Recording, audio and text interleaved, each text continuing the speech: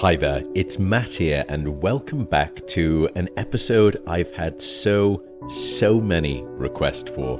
Basically, a user's guide to sleep trackers.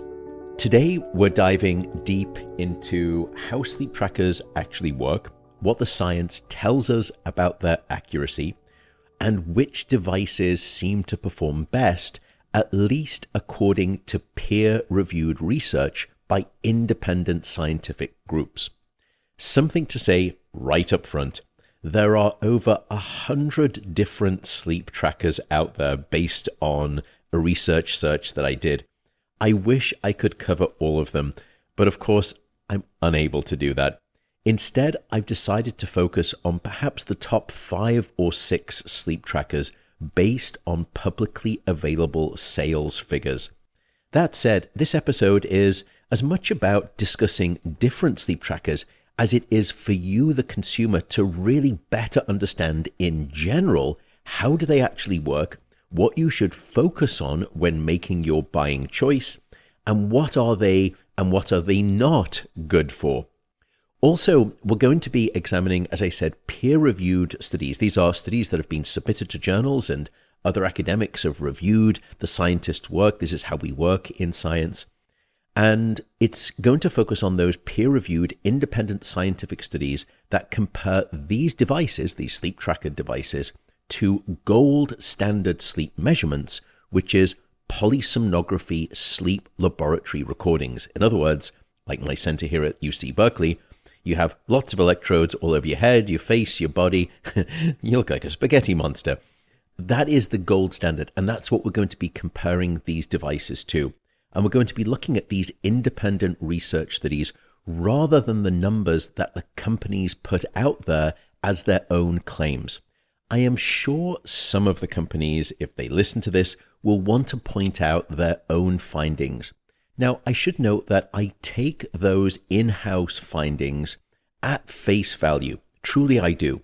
But I think for this podcast, I felt it was best that I focus mostly on studies performed by independent sleep research laboratories rather than the in-house research data from the companies themselves. Last 2 disclaimers before we dive into it. I'll be discussing the Oura Ring, and you should know right up front, because I want to be completely transparent about my disclosures, that for about the past 5 or 6 years, I've been an advisor to Oura, the company, trying to help them improve the product.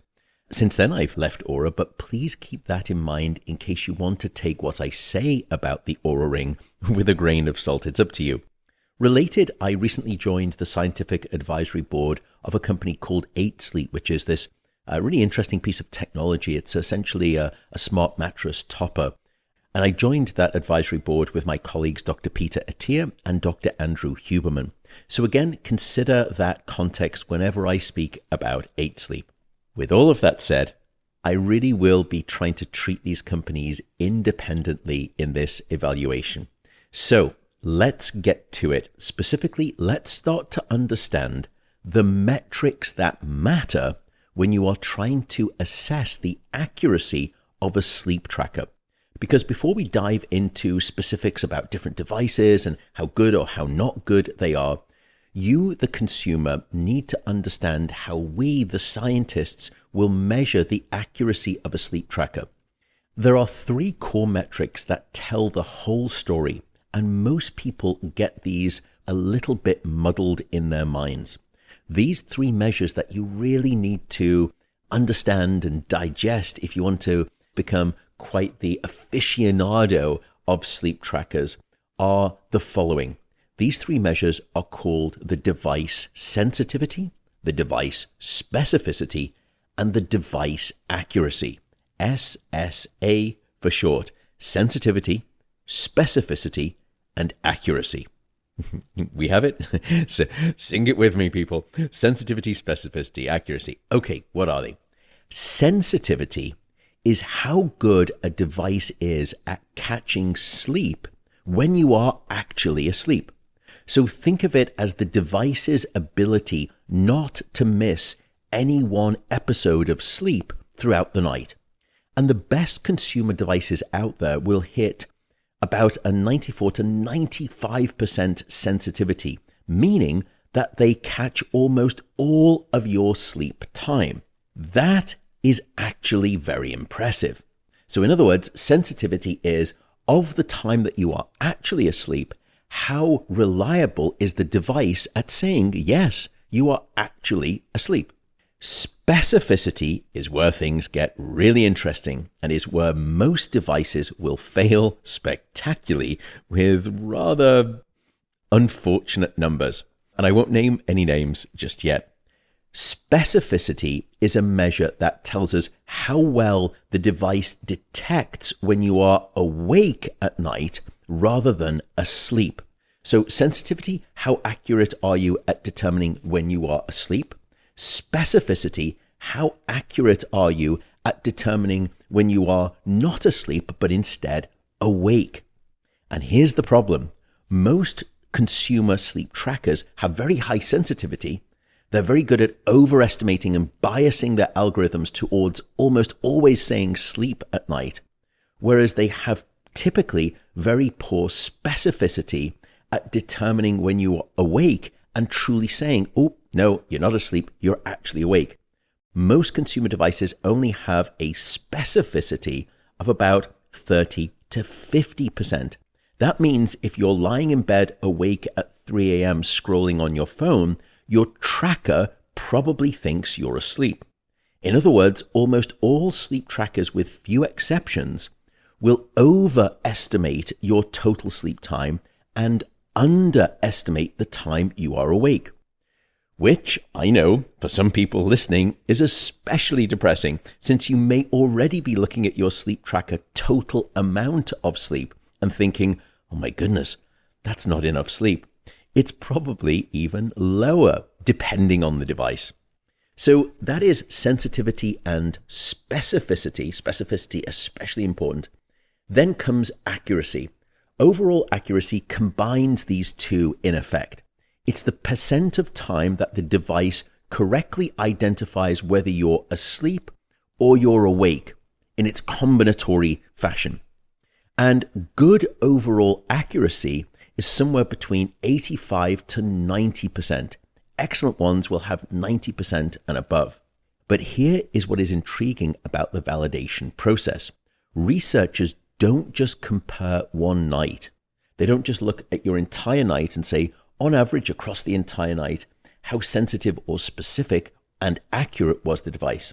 They will actually break down your night into little 30-second chunks, hundreds of these 30-second chunks. And then they will assess the sensitivity, specificity, and accuracy of the device for each 30-second slice, or what we call a 30-second epoch. And they compare that to what the gold standard of polysomnography, all of those wires all over your head, is actually saying for each one of those 30-second epochs. Does that make some sense as to how these studies have done? Okay, let me take a step back. Let me tell you a little bit about the history of the quest to measure sleep at home. Because for decades, the only way to truly measure sleep was with this gold standard polysomnography in a very clinical laboratory setting. So picture this: if you come to my sleep center, you're going to be sat down, we're going to clean lots of different sites all over your head, and then we're going to glue these electrodes all over your scalp to measure your brainwaves, and then sensors are going to be placed above and below your eyes to detect your rapid eye movements.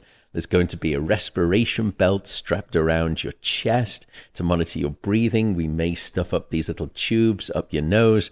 We've got things on the back of your neck. Oh my goodness. And it's expensive. Some of these are anywhere between $25,000 to $50,000 worth of equipment. They are cumbersome because it really is just very unnatural, and it requires spending the night in a sleep clinic. Not exactly your natural sleep environment, and not exactly the most accurate way to get a measure of what your typical night of sleep is. Now, to measure certain sleep disorders, like sleep apnea, you don't have to worry too much about you sleeping naturally. Those apnea events will still be expressed no matter how short, typically, your sleep is, so don't worry about that for now. But the promise of consumer sleep trackers is to do a more simplified version of full-grade polysomnography at home, with ease, largely inexpensively, non-cumbersome in terms of its form factor, and allow you to do it night after night after night after night with minimal disruption to your sleep routine. And the quest began, many decades ago now, surprisingly, with something that we called actigraphy.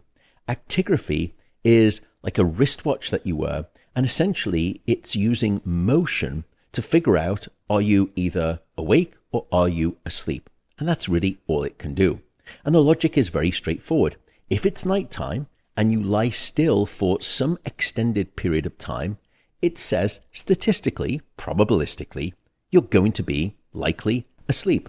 And if you're moving around frequently, consistently throughout the night, then you're probably awake. But here is where it gets fascinating. Modern sleep trackers have evolved far beyond simple motion detection.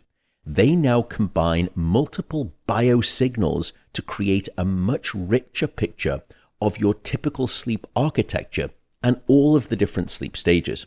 So let's speak about how sleep trackers actually work. And I'm going to break down the key technologies in most of your sleep tracking devices that they use to decode your sleep and the different stages of sleep. And by understanding these different sensors and these different biosignals, it's going to help you better interpret your data more effectively. So here are the following typical sensors in your sleep tracker. The first goes back to actigraphy, motion detection. Every modern sleep tracker will have what we call a 3-axis accelerometer and often a gyroscope. And these two things, an accelerometer and a gyroscope, will detect the subtle movements of your body throughout the night. And extended periods of stillness will typically correspond to one of the sleep states, light non-REM, deep non-REM, or REM sleep, depending on how much movement there is. And this still remains the backbone of the primary separation of wake versus sleep for most devices. Of course, if all your sleep tracker did was say, you're awake, you're asleep, you're awake, you're asleep, you would be dissatisfied, because most of you listening know that sleep isn't just this homogeneous single state. There are different stages of sleep. And if all you use is motion detection alone, it's very difficult to separate sleep into its component parts of light non-REM, deep non-REM, and REM sleep. Almost like taking a white light and putting it through a prism and separating it out into the different colors. To do that level of separation, you have to have additional sensors. These additional sensors, next up, are going to be measuring your heart rate and the variability in the beat to beat to beat interval of your heart, also called your heart rate variability. And for me, this is where it gets utterly fascinating. From a physiological standpoint, at least, most wearables, when you look at them at night, sometimes you'll see there's a green LED light shining onto your skin. This is a technique called photoplethysmography. Photoplethysmography.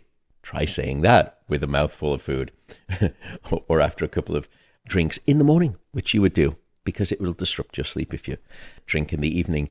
Anyway, crashing on, I'm not going to say that too many more times, but this LED light, also known as the PPG signal, photoplethysmography, shortened to PPG, I'm going to use that from now on. This allows you, by shining green light into the skin, to measure changes in the blood flow. And the flow of the blood as it's passing through that light and refracting through that light will change, because with each contractile beat of the heart, the blood flow will change in terms of its pulsatile nature. And that sensor, that PPG sensor, it allows you to derive your heart rate, and it also allows you to assess the variability in your heart rate, called heart rate variability. What is heart rate variability, by the way? Heart rate variability, or HRV, these are the tiny fluctuations in timing between each beat of your heart. And it's a wonderful indicator of the state of your overall nervous system. And by the way, these are variations in the beat-to-beat interval within the realm of milliseconds, several milliseconds, or tens of milliseconds. And here's what's interesting. The variability in your heart rate, or the heart rate variability, changes as you go into light non-REM, deep non-REM, and REM sleep. So as you're progressing through light non-REM into deeper non-REM, your heart rate starts to drop and it decelerates really very significantly. And once you get into the deeper stages of deep non-REM sleep, the heart is beating very slowly and it's beating very, very consistently. So you can use the slowing of the heart and the heart rate variability to say, oh my goodness, that is so indicative of deep sleep. They're probably in deep sleep, but let's check to see, are they largely motionless? And yes, they are, because they could be awake with some movements, but very relaxed. But if they're much less motion-like and movement-like, and their heart rate has slowed down and their heart rate variability has become very steady, it's looking more and more like deep non-REM sleep. But then there's a dead giveaway. When you go into REM sleep, your heart rate spikes very dramatically and then can slow down and decelerate, and then it accelerates and then it decelerates. It's this very erratic pattern of heart rate. And your heart rate variability, therefore, also increases very dramatically. So that's why heart rate and heart rate variability are really useful for separating not just are you asleep versus are you awake, but separating the different stages of sleep. The deeper you get into non-REM sleep, the slower the heart becomes, and the more steady the heartbeat becomes in terms of its variability. Whereas when you go into REM sleep, all bets are off. The heart rate accelerates, decelerates, accelerates, and the variability, it's all over the place. Great indicator of the different stages. A partner for today's episode is AG1. I've been using AG1 for quite some time now, and just for the record, I buy it myself to stay away from any of those trappings of free product. AG1 has just released the new formulation, which is AG1 Next Gen. It's still one scoop once a day, but now comes with many upgraded probiotics, plus additional vitamins and minerals. I also explored their 4 human clinical trials to prove out their efficacy, with the data showing a marked boost in healthy gut bacteria. And that's the thing. I appreciate how AG1 keeps adapting to new scientific findings. They have made many formula changes over the years, and each new iteration keeps it at the cutting edge of this space. As I've mentioned, I began my AG1 journey over 4 years ago. Any company that holds their scientific rigor to the flames of clinical trials means a lot to me. So subscribe today to try the next gen of AG1. If you use the following link, you'll also get a free bottle of AGD 3K2, as well as an AG1 welcome kit and 5 of the upgraded AG1 travel packs with your first order. So make sure to check out drinkag1.com/mattwalker. That's drinkag1.com/mattwalker. Some sleep trackers also will estimate your breathing rate, which is called your respiratory signal, from that same green light optical sensor, the PPG signal. And this works because your blood flow patterns change subtly with each breath you take. Other devices, particularly under the mattress sensors, can directly measure your breathing patterns. And things like 8 Sleep, for example, because of the vibratory change when you start snoring, they can even detect things like sleep apnea risk. So these breathing patterns are also additionally informative. Breathing becomes very, very regular during deep, slow wave sleep or deep non-REM sleep, and becomes highly irregular during REM sleep. Respiratory signal doesn't add that much more value if you're measuring heart rate and heart rate variability, but every little percent counts in the race, in the war, as it were, between sleep trackers for accuracy. I should note that there are some additional sensors. More advanced devices will add additional biosignals into the mix. So for example, the Oura Ring includes skin temperature, which senses the nightly drop in your core body temperature, which allows both a better detection of whether you are asleep versus awake, but it's also important because this allows us to measure not just sleep and the different stages of sleep, but also your natural circadian rhythm and what chronotype you are, morning type, evening type, or somewhere in between. There's also another company that I'll mention in great depth later on, probably a sleep tracking ring company that most of you are not familiar with, called Happy Ring from the company Happy Sleep. And I'll explain why it's a little bit different to the others. But it also measures something called electrodermal activity.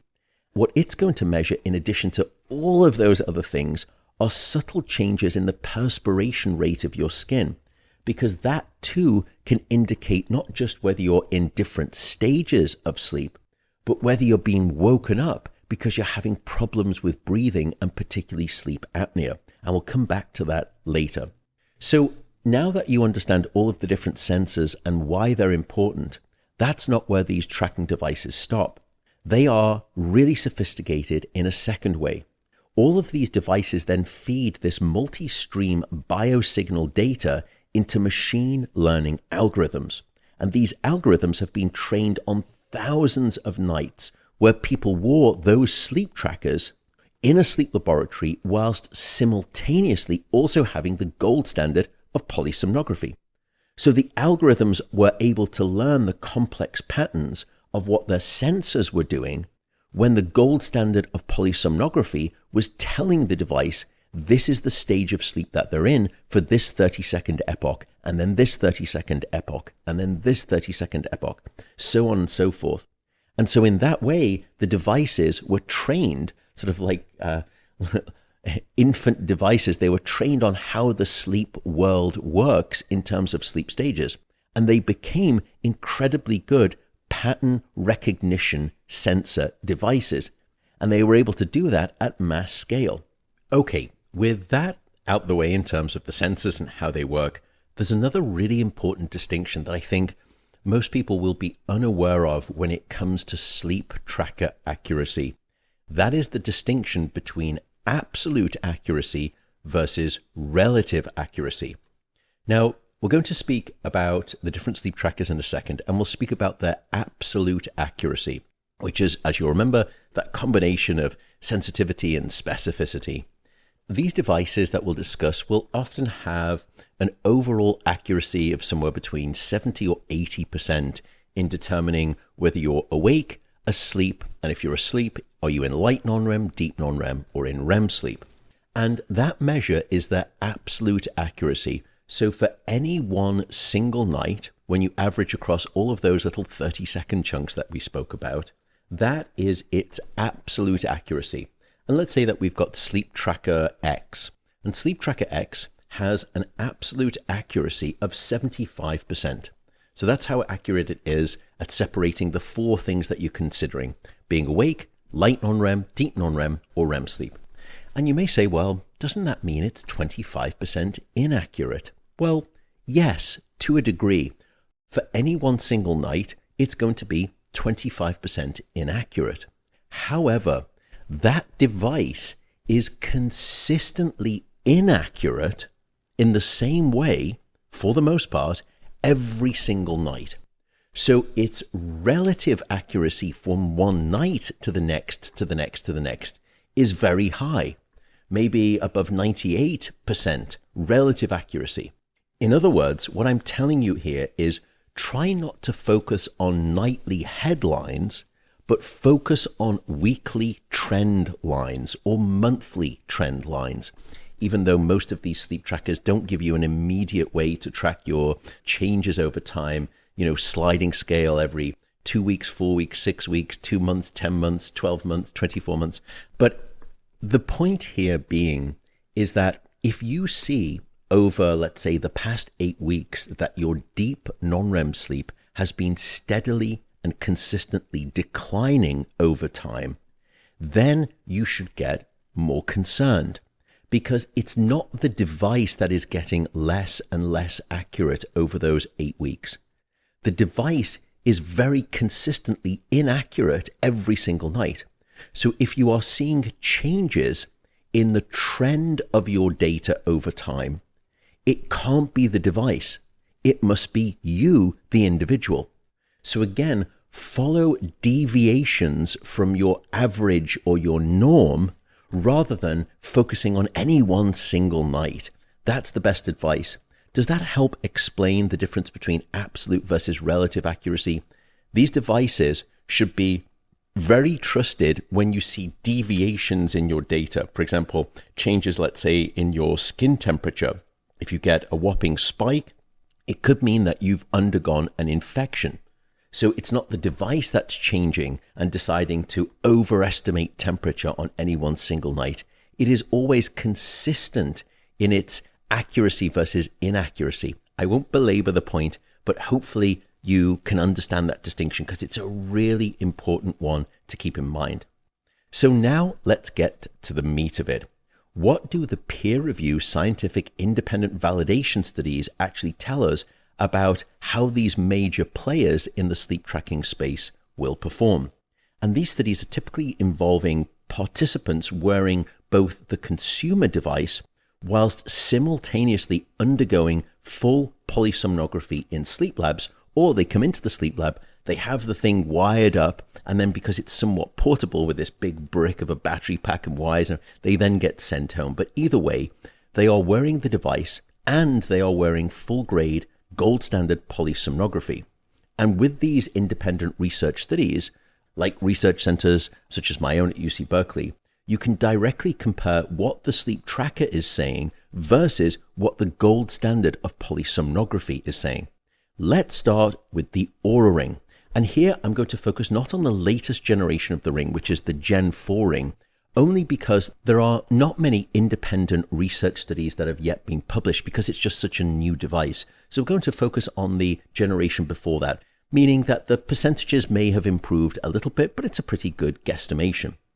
So the Oura Ring has probably emerged as something of a gold standard, at least among consumer sleep trackers. And I'll mention why I'm emphasizing that, because there is this thing called the Happy Ring from Happy Sleep that we'll come on to that is perhaps even more accurate. But the data seems to support its gold standard among other sleep trackers. There was a great rigorous study, validation study done by Svensson and colleagues. It was published in the journal Sleep Medicine in 2024. And they looked at almost 100 individuals who were wearing the Oura Rings, actually wearing Oura Rings on both hands, and for multiple nights alongside gold standard polysomnography. And the results were pretty impressive. For the basic two-class algorithm of determining are you awake or are you asleep, which is a very basic detection, Oura achieved around about a 91 to 92% overall accuracy. And its sensitivity to detecting sleep was really very high, about 95%, meaning that it caught almost all of the time when the participants were asleep as sleep. It accurately classified those.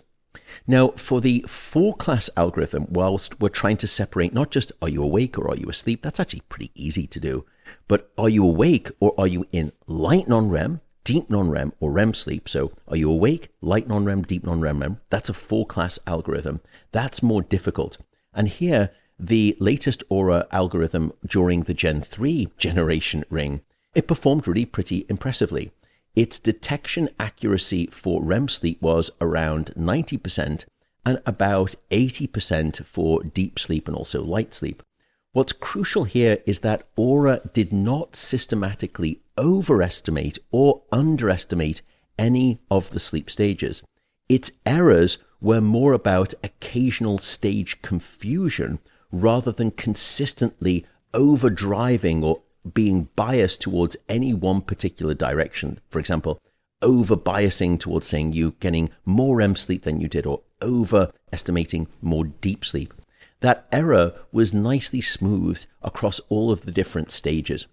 And there was a recent head-to-head comparison when Robbins and colleagues published a paper, I think it was in the journal Sensors in 2024, and they pitted Oura Ring together with Apple Watch and Fitbit, which sort of were the leaders at the time in terms of the three main sleep trackers out there.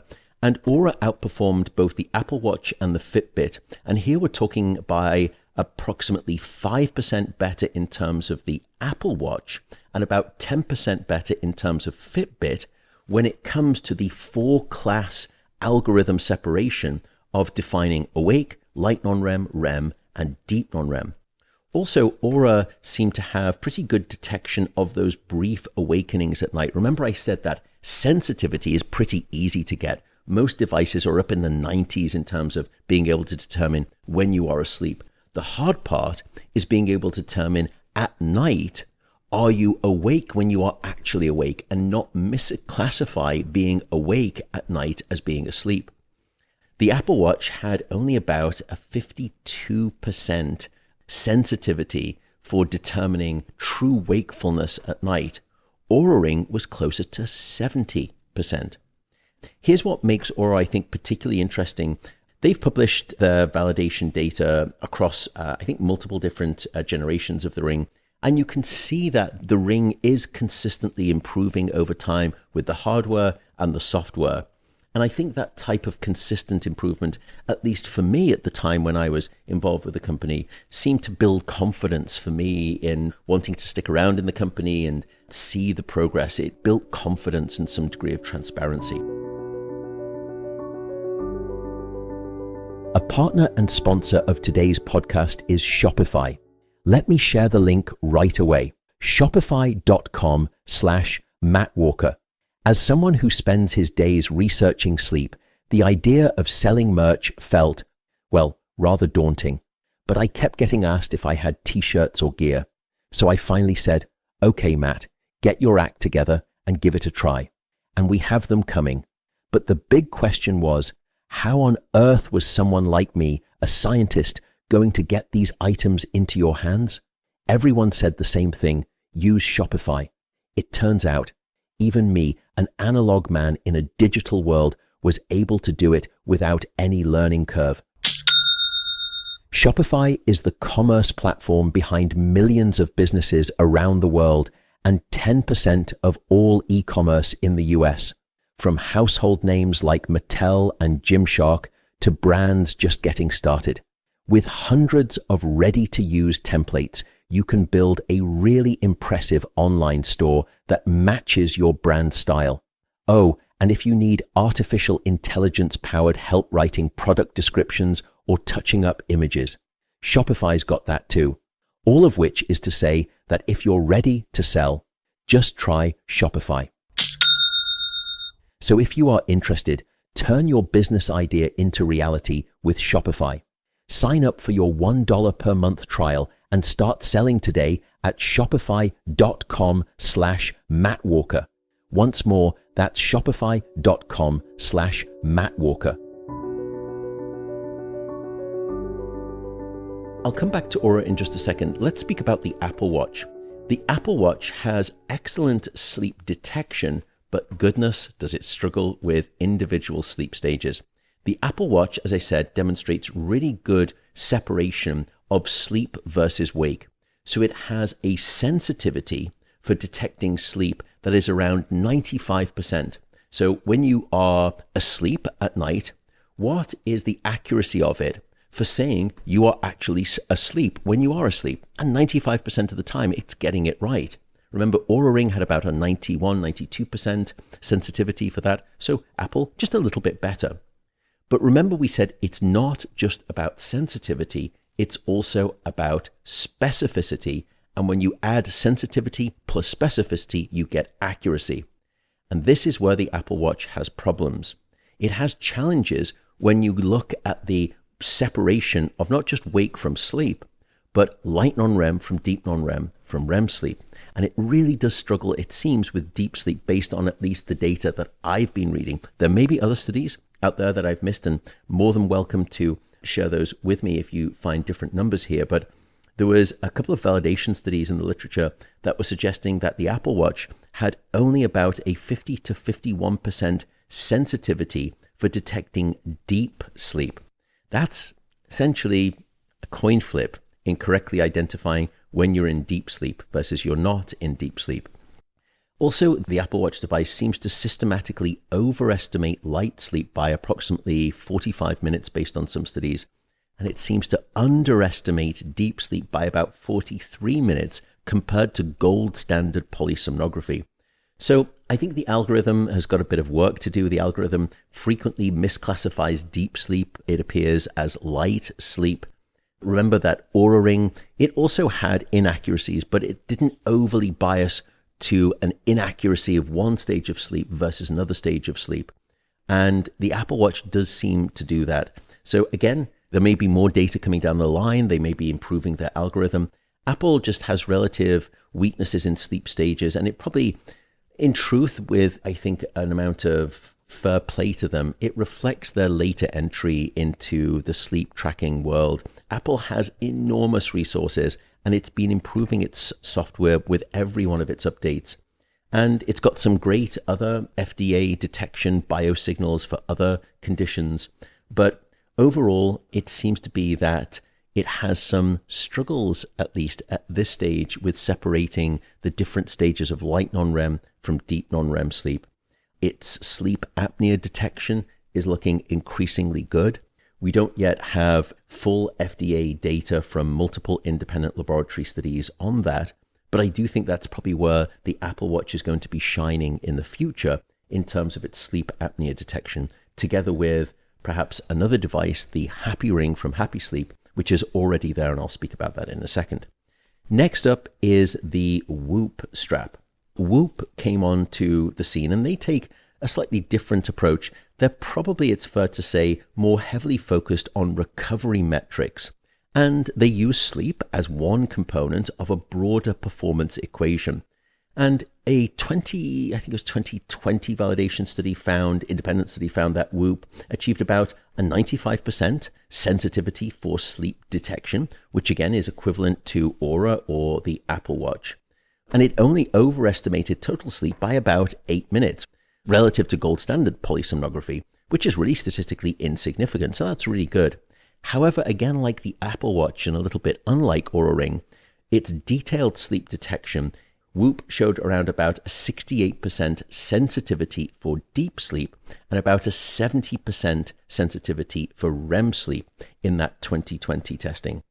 So not as good as some of the other devices, unfortunately, but Whoop released a major algorithm update in 2023, and they were claiming in-house at least a 7% improvement in sleep stage classification accuracy, which would put it right up there in terms of being competitive. Now, I don't know of any independent research laboratory groups who have done a validation of that updated algorithm yet, so yet to be determined. But I would say that, in fairness to Whoop, what separates them apart is probably the quality of their heart rate data. Their heart rate measures during sleep are extremely accurate, about a 99% accuracy for heart rate and about a 99% plus accuracy for heart rate variability relative to medical grade ECG or EKG. So I would say that its ability to detect changes in your cardiovascular system is very good, which does feed into the sleep stages, but perhaps the sleep stage algorithm itself isn't quite as competitive, at least based on the data out there. And with the algorithm update, it may end up being just as competitive.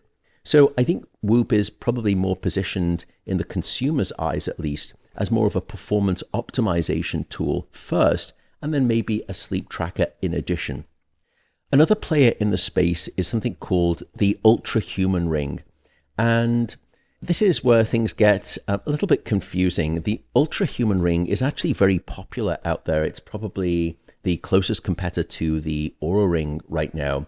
And it's got lots of marketing claims, but as best I could tell when I really dug into it, I couldn't find any good peer-reviewed independent laboratory studies that have been looking at comparing the ultra-human ring against polysomnography. Now again, these companies, many of them have their own data, but in terms of independent academic databases that have extensively assessed them, as best I could find, I couldn't see any independent studies that were not company-sponsored internal studies, which of course have some degree of limitations.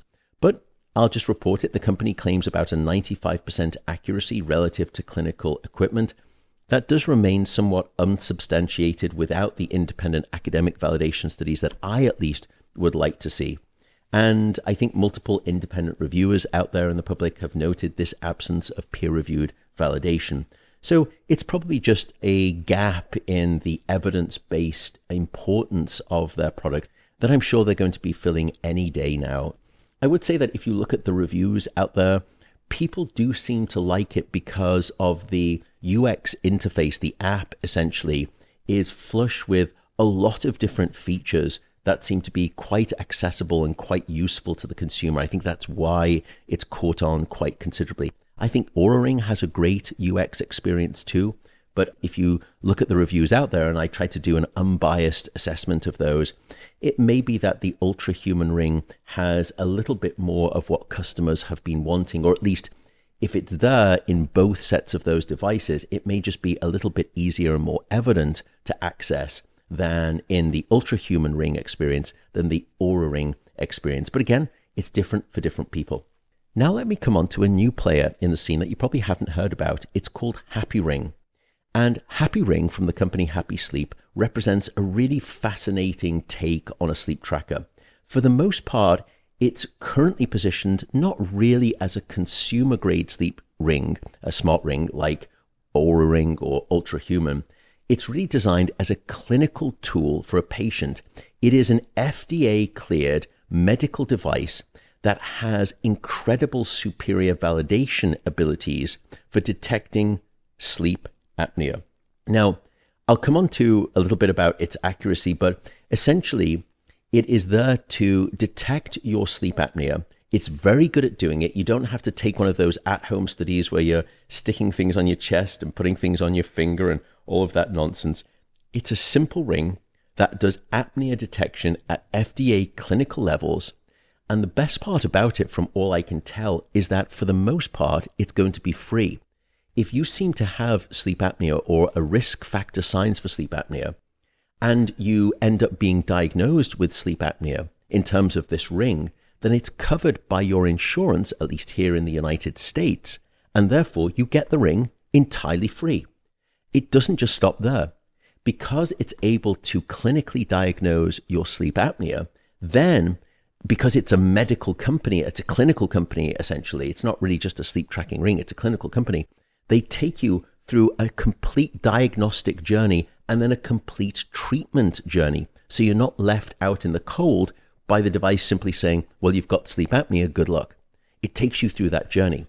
However, it turns out that they're soon going to be releasing a software version, I think, that turns the ring into essentially an Oura Ring or an Ultra Human Ring-like experience.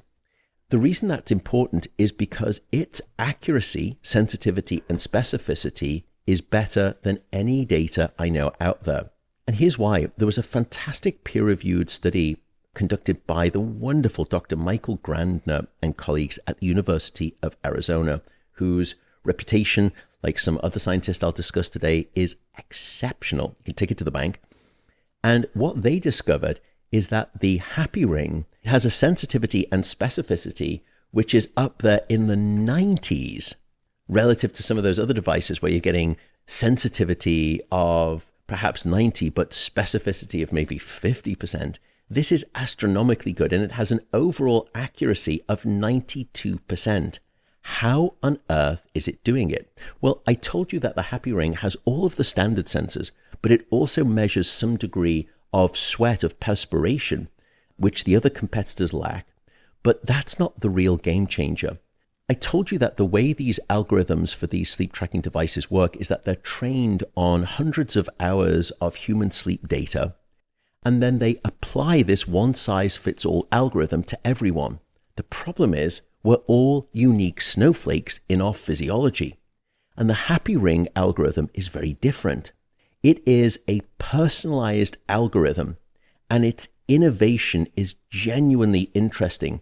Instead of applying the same one-size-fits-all algorithm to everyone, it gradually learns your unique physiological patterns, and it takes a general algorithm, and then using your unique patterns, it essentially bends the algorithm and shapes it around your unique biophysiology. And as a result, it has spectacular sensitivity, specificity, and accuracy. I'll come back to this, but I think it remains perhaps the most promising new devices out there, and certainly is probably going to be the future of advanced sleep tracking, this personalized version of an algorithm. So for, oh gosh, it must be at least a decade now, I have been an avid, probably more like rabid consumer of protein shakes. But the hard thing, honestly, in the supplement space, if you really understand and do your diligence, is this critical thing called trust. It is very hard to find a brand that you can truly trust. That's when I came across the company Puri and the really impressive founder. Even though I'm sure it makes them less profit versus other quick and loose companies, Puri takes quality more seriously than any company I've ever seen before. They have so many offerings, gosh, protein powders galore, but lots of other additions. But that's what I was focusing on here. Why did I choose them? Well, it's really for four specific reasons. Number one, they are free from hormones. Number two, they are free from GMOs. Number three, they are free of any pesticides. And number four, and this is the critical confidence part, every single batch is third-party tested for over 200 harmful contaminants, things like heavy metals, etc.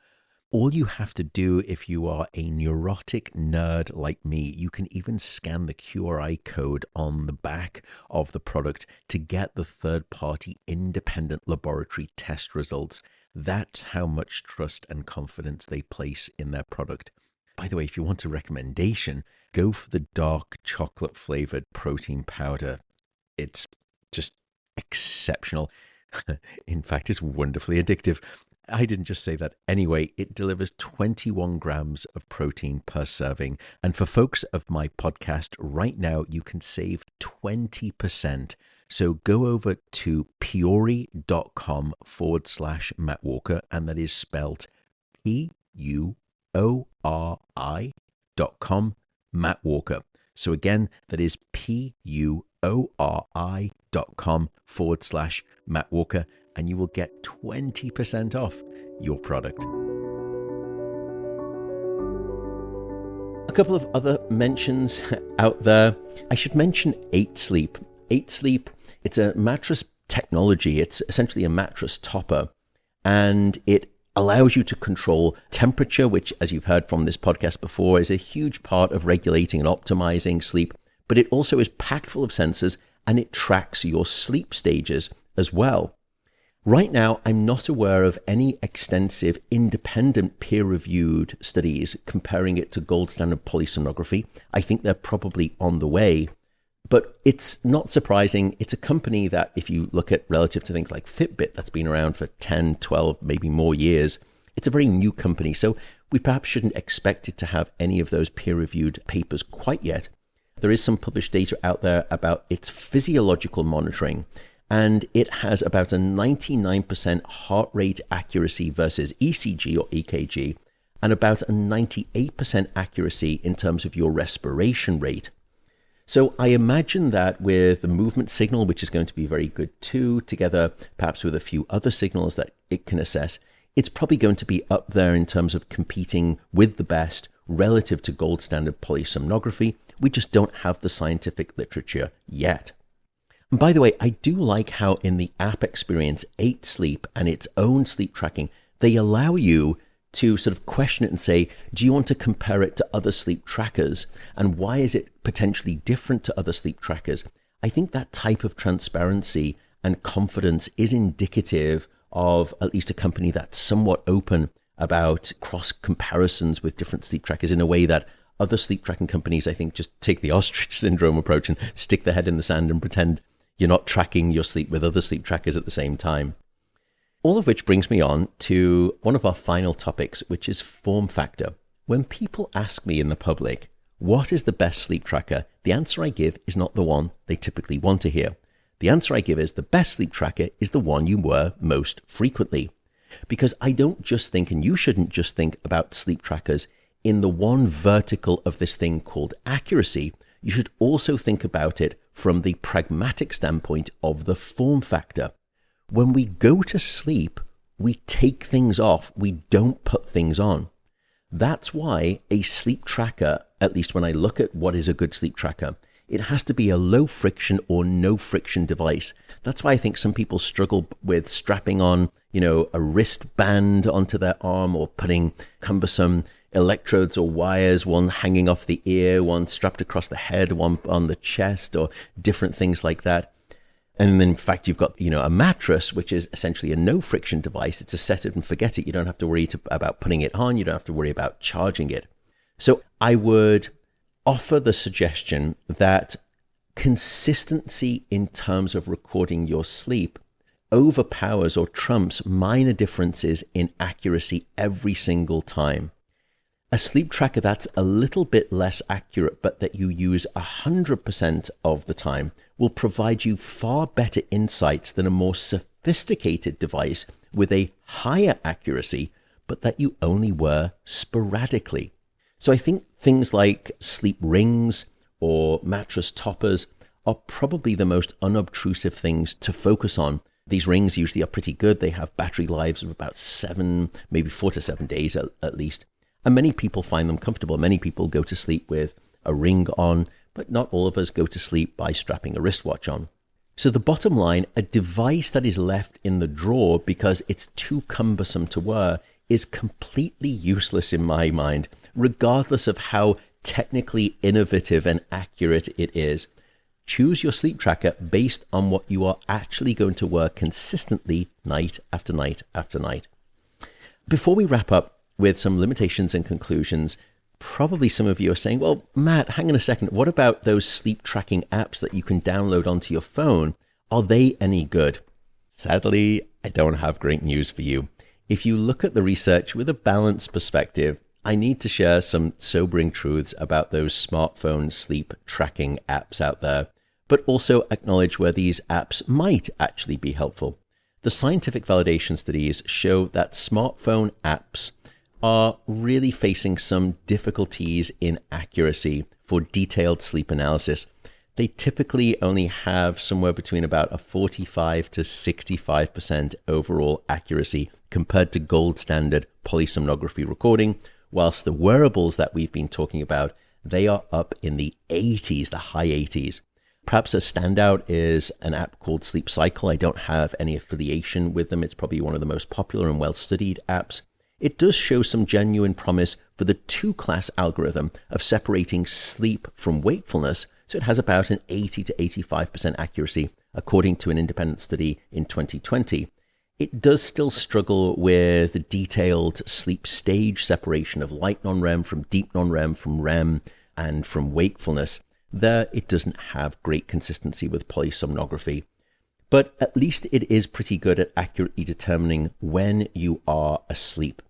There was an extensive study, by the way, probably in 2015, and it was showing that for other apps, not Sleep Cycle, but for other sleep apps out there for the phones, they were really very discouraging.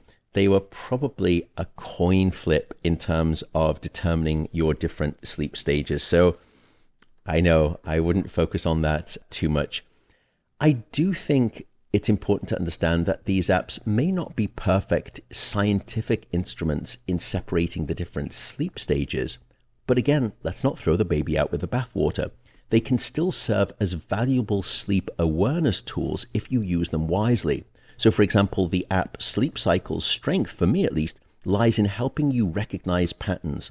When are you consistently going to bed? How are environmental factors impacting your rest? Whether lifestyle changes correlate with how you feel upon awakening. And I should also make mention that Sleep Cycle was developed by one of the truly great scientists, sleep scientists in the field, a guy called Michael Gradazar, and his reputation, just like Michael Grandner, they're not the same person that I mentioned earlier, can also be taken to the bank. So overall, rather than dismissing these smartphone apps as entirely useless, consider them perhaps more like sleep hygiene companions that can motivate better habits. They're just not at the level of sleep stage specificity that the wearables are. So no discussion about sleep tracker accuracy would be complete without addressing some significant limitations of these devices that you may not be aware of. I'll probably just mention two of these. The first is demographic and physiological biases. Remember the PPG signal, that green optical sensor that assesses your heart rate and your heart rate variability? Well, it turns out that that PPG sensor can be affected by skin pigmentation and body composition.